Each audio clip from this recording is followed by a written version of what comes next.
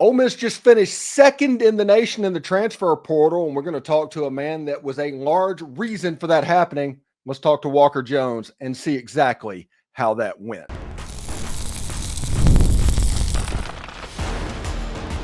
You are Locked On Ole Miss, your daily podcast on the Ole Miss Rebels, part of the Locked On Podcast Network, your team every day. I'm Steven Willis, host of the Locked On Ole Miss podcast, the most watched Ole Miss podcast of all time. We join you each and every day at 6 o'clock Central for new podcast episodes and extra videos with really interesting people from many perspectives around Ole Miss football. And today we're going to talk to Walker Jones from the Grove Collective. Walker, it is so nice for you to join us. Thank you so much. You are obviously on spring break, as much of Ole Miss is at the moment. Let's get right into it because most people are wondering how the House ruling is going, how it's affecting things. What is the House ruling doing for you? Well, besides adding a ton of uncertainty and confusion, it's something that is the primary topic of discussion in NIL right now, really in college athletics. I don't think anybody's immune from the effects of the possible settlement and the potential ruling, final approval on April 7th with Judge Wilkin in California. So I think it's top of mind for everybody. We're all in the mode of contingency planning. And, what does it look like if this happens? If she approves the settlement as is, this is the path we need to go on. If she doesn't approve the settlement, it goes to trial. This is what we do. Or something in between. She may delay her ruling, and that may kick into the next portal window in early summer. She may change some of the aspects of the settlement that have been widely reported, in its current form. So there's really a lot of variables there. Like I said, we're all in contingency planning right now with the university, with Keith Carter and his staff, with our coaches.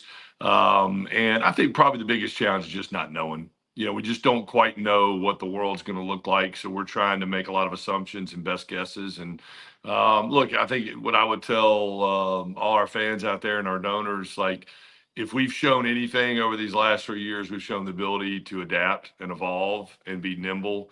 And I think this will be no different. We're in close communication with the university and all the different stakeholders that the House settlement will affect, and we're gonna adapt, and we'll be just like everybody out there, figuring our own version of what that looks like. But I think we've proven, like I said, over these 3 years to be pretty proficient at being able to choose the correct path. Not necessarily for Ole Miss and what's going on at Ole Miss, but is there like a worst case for college football where there's schools that made offers based on the assumption that the settlement was going through, and then all of a sudden that the judge just blows it up? Could that be a catastrophic type event in college sports?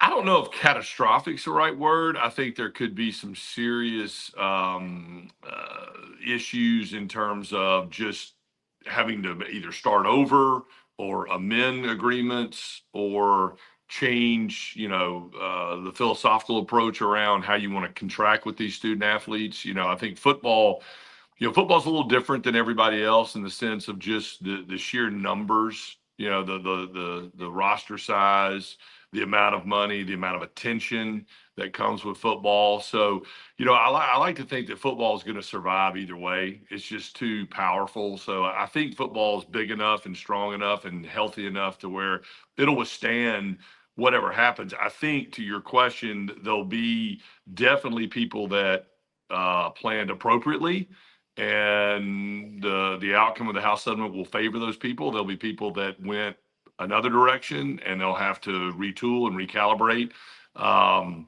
which will lead to some issues. I think everybody, and when I say everybody, I'm talking about players, I'm talking about their agents, I'm talking about their families, the coaches, people on our side of the equation.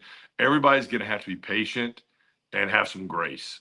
And because it's not all going to be perfect. And, as I told Keith and his staff, as we were contracting here in this past portal window in January for football, we were kind of doing it a little bit under assumptions and flying blind a little bit. And as I told him, I said, look, this could be perfect. It could be exactly what we need to be doing, or we may have to start all over again in July. We just don't really know. We took our best educated guess on it. And, but again, I think everybody's just going to have to be patient and have some grace for the other side as they work through this, because it will not, I think the only absolute I can tell you, Stephen, is it will not be clean, and it will not be simple, and it will not fit perfectly. It just won't. And so we're going to have to just figure it out. Is there any chance of Congress doing anything? Because my opinion is on this thing, this House settlement, everybody's going to agree to do it. It's going to go through and all of that. And then it's immediately going to be challenged by somebody. Yeah. And Yeah. I think Congress is going to be important to keep the challenging from stopping to where there's actually an inroad. Is that something we can look forward to potentially? I think it's certainly a hope. I think that the reality of an antitrust exemption, which is essentially what you're talking about, Stephen, where the NCAA or the conferences, the powers that be that are going to enforce this settlement, are they going to have the ability to truly enforce it without the fear of litigation? As we all know, litigation is the change agent right now. That's what drives change. That's how we've gotten to where we are today, was litigation. I think anybody that says that if Judge Wilkin approves the settlement on April 7th, that all the litigation will end, I think obviously is probably naive. There will still be challenges. You can look at the hearing coming up on April 7th. There's a bunch of objectors that are going to be heard. So there's already people planning to sue, and there's lawsuits already lined up for if and when she does approve it. So it will not be, that world will not be devoid of litigation going forward, and there will be challenges, there will be objections. And I think Congress has to figure out how they want to weigh in there. I think if, as divided as government is right now, very slim majority in the House, slim majority in the Senate. I was up there a month ago meeting with a bunch of lawmakers, and it's really hard to get a consensus on any issues, much less this one, which, with all the things we're dealing with as a country right now, where does NIL and college athletics fall on the priority list? And my opinion is it's not very high.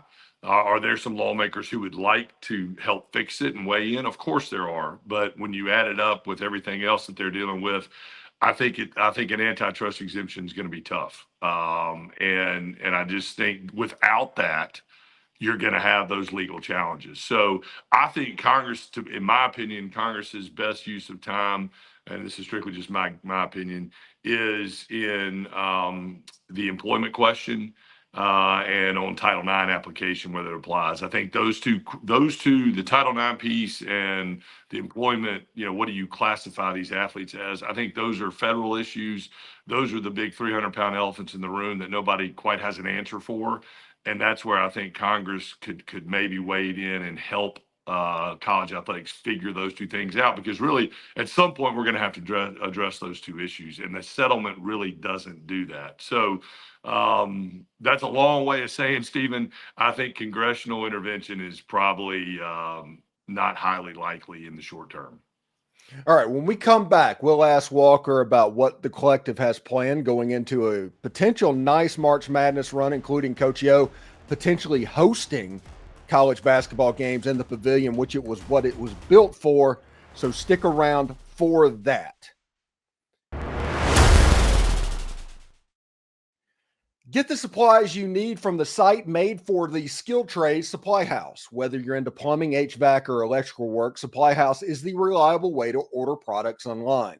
Their easy-to-use website is packed with helpful resources and the latest product information to help you get the job done right. Plus, with a complete inventory of over 200,000 parts from over 400 top brands, you'll find exactly what you need delivered fast from coast to coast.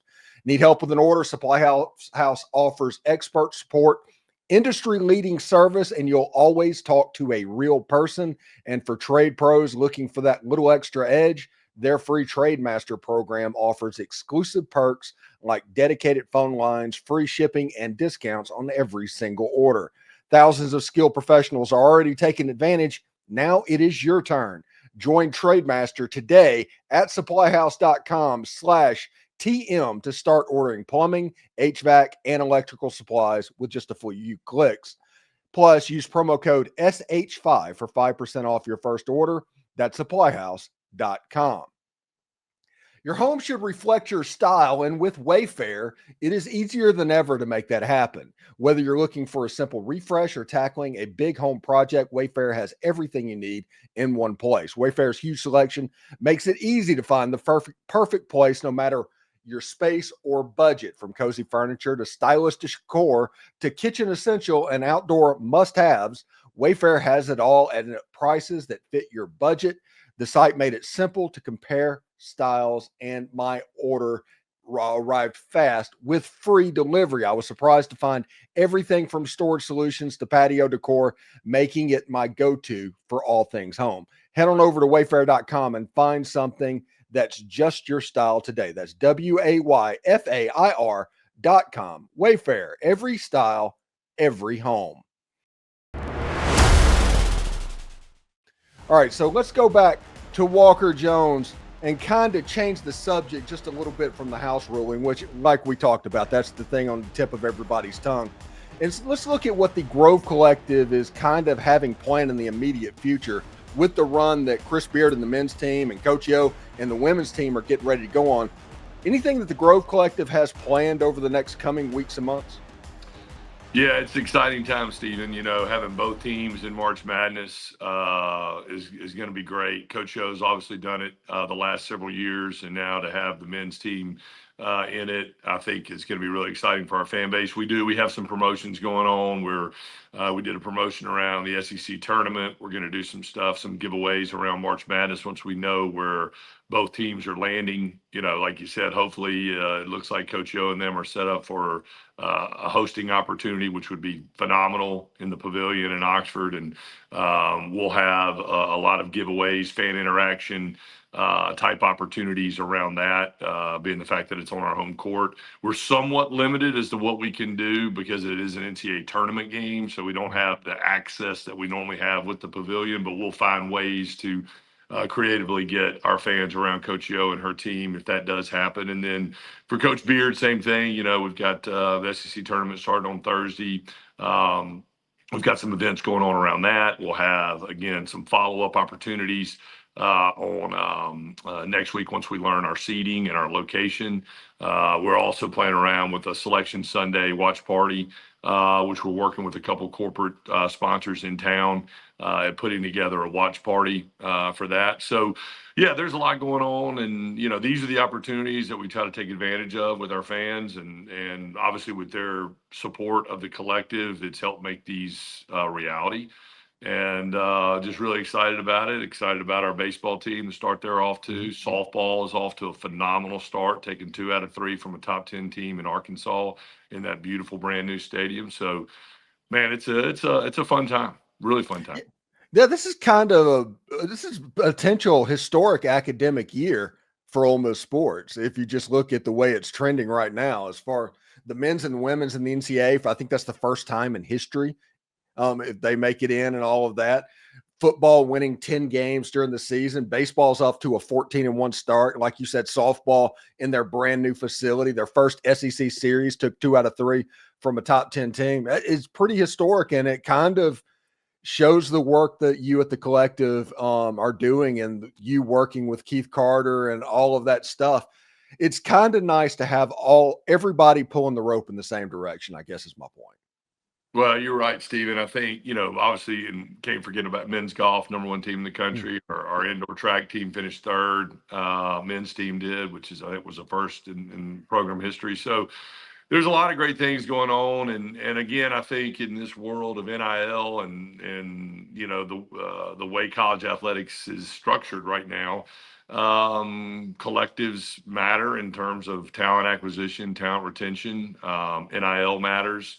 But it's not the only factor. Our coaches still have to do a great job of identifying talent, recruiting the talent, managing the roster, managing the culture. You know, that's a lot of I think that's one thing that gets talked about a fair amount, but it's probably what I've been most impressed with is the relationship we have at the collective with our coaches and the administration and managing the culture in the locker room. Because if you try to ignore it or not address it, these are 18, 19, 20-year-old kids that are in a world that's brand new for them, and you have to be able to manage personalities, the locker room, the compensation, the obligations that come with the compensation, and our coaches do a phenomenal job of that. And Keith does a great job of bringing their side together with our side. And if you look out there, you see collectives. It's kind of a mixed bag right now. Some collectives are going away or shuttering their doors. Others are thriving and growing and are going to be here for the long haul. And the ones that are still around are the ones that have been able to work hand in hand with their universities. And I think that's what we've been able to do here. And ultimately, you hope it leads to some success on the field. And I think that's what we're seeing. So Ole Miss football in 2024, that team, the collective and everybody pulled together. And honestly, that was the most talented Ole Miss football team that has been accumulated in the history, as far as I know, in Ole Miss football. In 2025, it was a little bit different. There's no Walter Nowens. There was no Princely Amon Mielens. Those type players, they didn't seem to be available. But Ole Miss still finished in the top two, so they obviously performed at a very high level. What was the difference between 2024 and 2025, in your opinion? Yeah, that's a great question, Steven. I've talked about this recently. There weren't as many of those top line players this year that we saw last year. The Walter Nolans and, people like that were the best player at their position by far, draft pick guys, first day draft picks. I think what schools figured out is when you have a great player, you better hold on to them. And you better do whatever it takes, because if you let them leave or if they go because you're trying to, manage the situation differently, you end up having to probably pay double what you would have paid to keep that same player. And you